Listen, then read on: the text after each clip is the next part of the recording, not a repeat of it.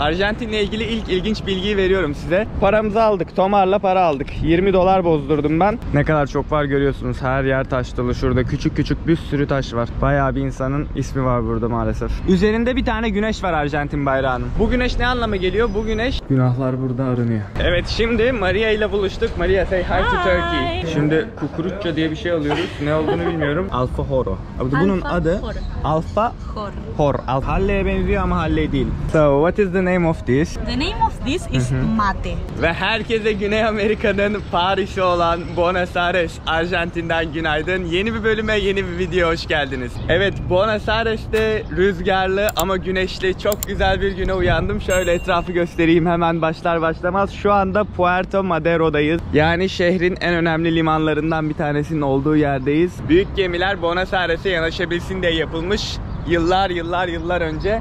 Üzerinde de tarihi birkaç tane gemi var. Burada bir tane var, bir tane orada var. Bildiğiniz gibi Brezilya'dan geldim. Gece uçuşuydu. Saat aslında burada 12 civarı ama ben daha yeni uyanabildim. Üzerimde cidden sağlam bir jet lag var. Daha yeni ayılıyorum. Otelden yeni çıktım. Otelim şuradaydı. Şimdi ne yapacağım? Öncelikle aslında şuraya gideceğim. Exchange Office var orada, görüyorsunuz. Evet, Exchange Office'e gitmeden önce Arjantin'le ilgili ilk ilginç bilgiyi veriyorum size. Şimdi birazdan o Exchange Office'e gireceğim. Daha önce de girmiştim oraya. Bana normalde vermeleri gereken paranın 2 katını verecekler. Dolar verdiğim zaman onlara. Yani şöyle düşünün, Türkiye'ye gidiyorsunuz, şu anda 1 dolar 10 TL sanırım. Exchange Office'e gidiyorsunuz paranızı bozdurmaya ya da herhangi bir yere gidiyorsunuz. Size 10 TL yerine 20 TL veriyorlar. Yeter ki doları bana ver diyorlar. Neden böyle? Çünkü Arjantinliler dolar bulamıyor.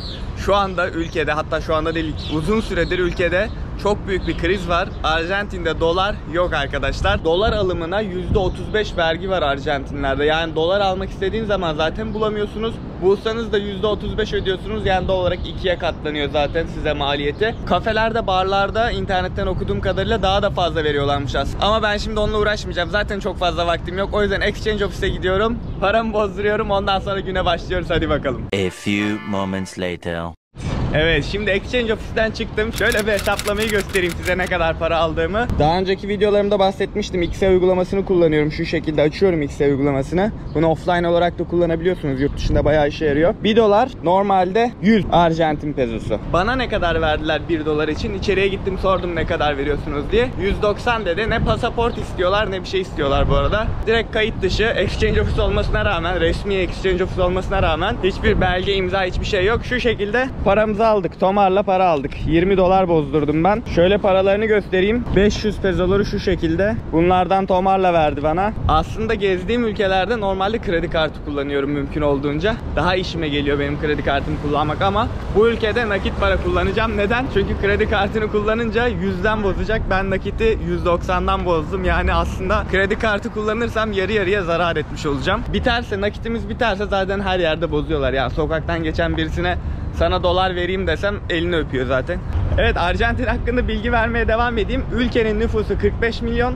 Buenos Aires başkenti, şu anda Buenos Aires'teyiz, başkentteyiz. Liman yerinden şu an şehir merkezine doğru yürüyorum. Şehirde yaşayan insan sayısı 12 milyon. Yani 45 milyonun 12 milyonu bu şehirde yaşıyor. Buenos Aires, Güney Yarımküre'nin Paris olarak biliniyor. Gerçekten çok güzel bir şehir. Eski bir tane arkadaşım var burada. Öğleden sonra onunla buluşacağım. Köpeğiyle birlikte gelecek. Birazcık da onlarla vakit geçireceğiz. Bugün nereleri gezeceğim? Şimdi öncelikle şu arkamda gördüğünüz, göremiyorsunuzdur gerçi GoPro ile ama bu tarafa gideceğiz. Orada Plaza Mayor var. Bir de başkanın pembe evi var. Orayı da ziyaret ettikten sonra şeye gideceğiz. Bir tane kütüphane var burada. Bayılacaksınız gördüğünüzde. Ve şehirdeki ilk anıt, ilk heykele gideceğiz. Palermo diye bir tane alanı var. Orası çok güzel. Orada bir kahve içeriz, yemek yeriz. Daha sonra günü kapatırız. Şimdi ilk durağımıza geldik. Şöyle başlayalım. Evet, Arjantin Deniz Kuvvetleri'ne ait şu anda bu yaşta yüzebilen en eski gemi Arjantin'deki. Tam karşımızda duruyor şu anda. O kadar eski ki 1874 yılında İngiltere'de yapılmış bu korvet. Şehrin merkezindeki en önemli limanda bu şekilde duruyor. İkinci geminin oraya geldim şimdi. Bu da yine aynı şekilde kanalın üzerinde duruyor. 1800'lerde yapılıp hala kullanımda olan dünyadaki son bilinen gemi bu. Artık buraya alınmış, müze olarak kullanılıyor. Şu anda açık değil ama. Kanal boyunca gördüğünüz gibi sürekli restoranlar, barlar var. Hem bu tarafta hem bu tarafta dolu. Kanaldan Başkanlık Sarayı'na yürüyeceğiz. Yaklaşık 2-3 dakikalık bir yürüme mesafesi. Çünkü hemen şurası karşımızda gördüğünüz bina. Bu arada Pembe Başkanlık Sarayı'na giderken şurada gördüğünüz şöyle bir tane bina var. İspanyol Kültür Merkezi. Bu dünyadaki en büyük 4. Latin Amerika'daki de, yani bu kıtadaki en büyük birinci kültür merkeziymiş. 1908 yılından kalma, şöyle görüyorsunuz. Evet, kültür merkezini geride bıraktım. Başkanlık Sarayı'nın önüne geldim şimdi. Başkanın helikopteri şurada görüyorsunuz, bahçesinde. Evet, Pembe Sarayı'nın önüne geldik ve aynı zamanda Buenos Aires'in merkezine de gelmiş olduk. Şöyle etrafı göstereyim. Burası Plaza de Mayo, yani Buenos Aires'in ilk merkezi. Bu meydan 1500'lerde kurulmuş. Bu başkanlık sarayı ise 1800'lü yıllarda kurulmuş. Bebek pembesi deniyormuş bu renge. Bebek pembesi olarak içerisi aynı zamanda müze. Şuradan giriyorlar ama onlar çalışanlar herhalde. Arjantin başkanının evi aynı zamanda burası. Şöyle de bir manzarası var abimizin. Şimdi burada 3 tane arkadaş gördüm. Onlara sordum bunların ne anlama geldiğini. Bu insanlar koronadan dolayı ölen insanların isimleriymiş. Öldükleri tarihler yazıyor bu şekilde. Buraya anıt olarak dikmişler hepsini. Ne kadar çok var görüyorsunuz. Her yer taş dolu. Şurada küçük küçük bir sürü taş var. Bayağı bir insanın ismi var burada maalesef. Başkanlık Sarayı'nın hemen önünde şöyle büyük bir tane Arjantin bayrağı var. Görüyorsunuz, arkamda dalgalanıyor. Şimdi size Arjantin bayrağı ile ilgili ilginç bir bilgi vereceğim. Arjantin bayrağını hatta şuraya bir koyayım. Üzerinde bir tane güneş var Arjantin bayrağının. Bu güneş ne anlama geliyor? Bu güneş Sun of May, yani Mayıs güneşi demek. Güneş aslında İnkaların güneş tanrısını sembolize ediyor bayrağın üzerindeki. Bu güneşten aynı zamanda Uruguay bayrağında da var. Peki neden Mayıs güneşi? Mayıs bu iki ülkenin İspanyol egemenliğinden kurtuldukları ayı temsil ediyor. O yüzden Mayıs güneşi hem Uruguay'ın hem Arjantin'in bayraklarında bu şekilde dalgalanmaya devam ediyor. Aynı zamanda bayrağın yanında yine Plaza Mayor Meydanı'nın tam ortasındayız şu anda. Böyle bir tane anıt yapılmış. Bu anıt da özgürlüklerini temsil ediyor. 25 Mayıs 1810 yazısını anıtın üzerinde görebiliyorsunuz.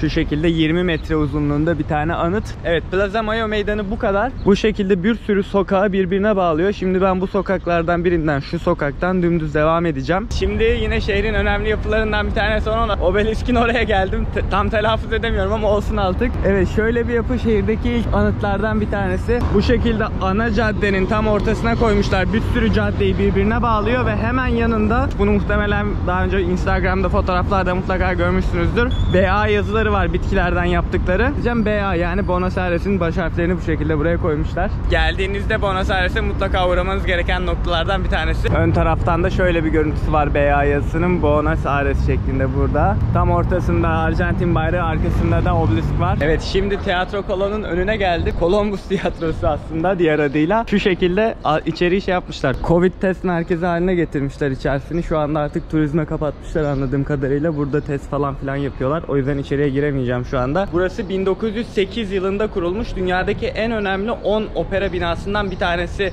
olarak geçiyor. National Geographic tarafından seçilmiş bu da. Şöyle dışarıdan gösterebileceğim size şimdi. Bak şurada bir tane cam açmışlar. Aslında oradan belki birazcık içerisini gösterebilirim diye düşünüyorum. Gidelim bakalım. İçeride herkes zaten şu mavi kıyafetlerini giymiş.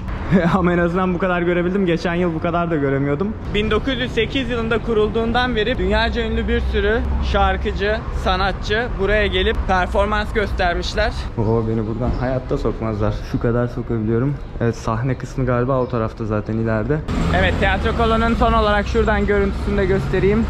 Bu şekilde 3 katlı bir bina. Evet, Teatro Colón bu kadardı. Bugün birazcık tempolu geziyorum, farkındayım. Bir saat sonra arkadaşım Maria ile buluşmam gerekiyor. Son olarak şimdi onunla buluşmadan önce bir tane kütüphane var. Ben de şans eseri denk gelmiştim.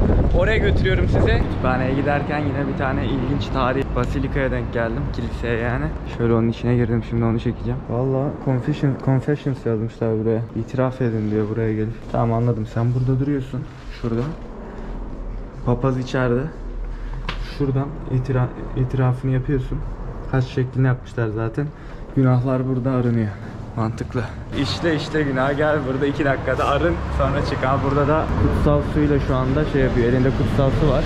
Kutsal suyla günahlarından arındırıyor arkadaşı. Evet. Gelmek istediğim kitapçıya geldim. El Ateneo diye bir yer. Şöyle bir görüntüsü var. Gerçekten çok güzel. Ve evet, şu görüntüyü gördüğünüz zaman neden bahsettiğimi anlamışsınızdır muhtemelen. Çok güzel bir görüntüsü var. Sanki adeta bir konser alanı, adeta bir opera binasını andırıyor. Özellikle yukarıdaki resim şöyle 4 kattan oluşuyor. Hatta bir de zemin katı var. Aynı aşağıda 5 kattan oluşuyor toplamda. Şu ileride bir tane kafesi var. Geldiğiniz zaman mutlaka uğramanız gereken bir bina. Later. Evet, şimdi Maria ile buluşmaya Palermo bölgesine geldim. Burası Arjantin'in en güzel, en tatlı bölgesi. En gelişmiş bölgelerinden bir tanesi. Kestik. Evet. Hepinize Montreal'den, Kanada'nın en büyük ikinci şehrinden selamlar. Şöyle bir etrafı göstereyim demeyeceğim. Buenos Aires videosunu editliyordum. Baktım çok uzun olacaktı. O yüzden 2 parçadan yapmaya karar verdim. Şu anda Montreal'i yani Kanada'yı geziyorum. Bir yandan donuyorum, bir yandan gezmeye çalışıyorum açıkçası. Evet, Maria ile buluşmamızı ve geri kalan kısmını önümüz hafta 2. bölümle yayınlayacağım. Umarım videoyu izlerken keyif almışsınızdır. Beğendiyseniz beğen butonuna basmayı unutmayın. Ben şimdi Kanada'da üşümeye devam edeceğim. Size çok güzel haftalar olsun. Kendinize iyi bakın. Hoşçakalın. Yani diğer adıyla aslında Columbus tiyatrosu. Columbus. Şimdi Arjantin'de hapse girmeyelim.